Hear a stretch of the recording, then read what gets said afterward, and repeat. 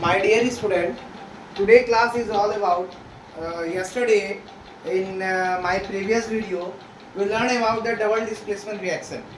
Let us start today's lecture about the common types of double displacement reaction. There are two common types of double displacement reaction. We have already learned the displacement reaction, double displacement reaction, combination reaction, substitution reaction, displacement reaction, and decomposition reaction also. This is the types of double displacement reaction. We have learned the activity series also. So please watch my videos and share more and more that we benefited to the board examining. So first one is the precipitation reaction and second one is the neutralization reaction. So let's start with the precipitation reaction. My dear student, precipitation. So first of all you have to be understand what is precipitate. There are some chemical process in which a solid gets separated. If you are going to make a reaction with the solid substance, it is get separated from the solution, and it is get separated from the solution after you kept in the beaker. You got a triple stand, you got a filter paper, and there is a solid substance that is called precipitate, and in the short form you can write here, and that is the residue. So the substance, there are some chemical process in which solids get separated from the solution. From the solution, if you are going to react with the zinc plus barium sulfate with the barium chloride, you can get separated the solid precipitate of barium sulfate. So there are some chemical process in which a solid gets separated from the solution. These process are called precipitation reaction. The separation of solid from a solution, that is called the precipitation reaction, and the separated solid is called precipitate. Whenever you mix a solution in the aqueous solution, you try to mix up the solution, and in the aqueous solution a substance, then it should be not soluble, insoluble. Then in this case you take a beaker, a keep and a filter paper, and you can just put that substance, insoluble substance, on that beaker with the help of filter paper. There is a white precipitate of residue. It should be, the color may be different, but obviously 90% chances, 80% chances, 70% chances that is a white solid.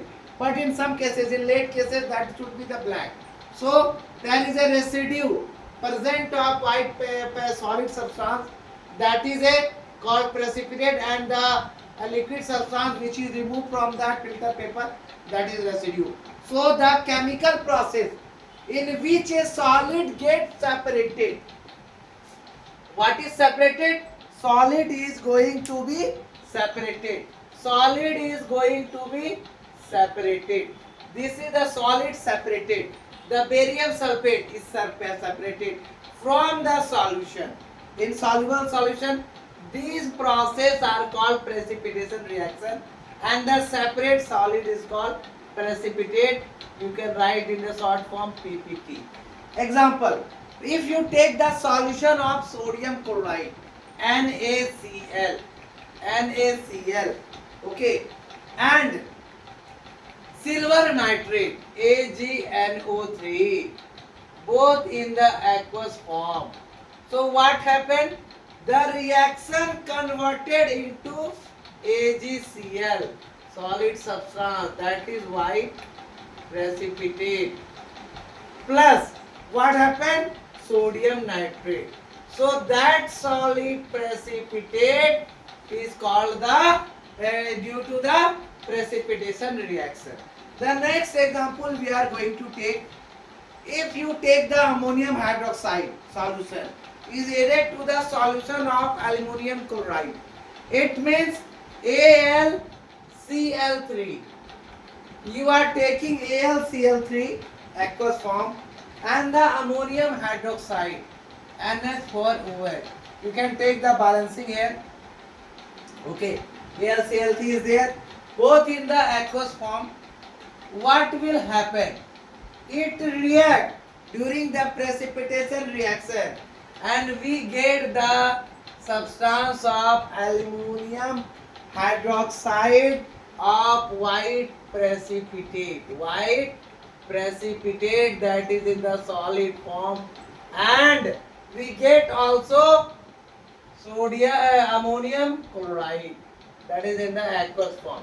So the precipitation reaction is the reaction in which solid gets separated from the solution in solvents, insoluble solution, and that insoluble substance present, we can filter it as a precipitate and we can get it. So this is all about the precipitation reaction. So my dear student, the next topic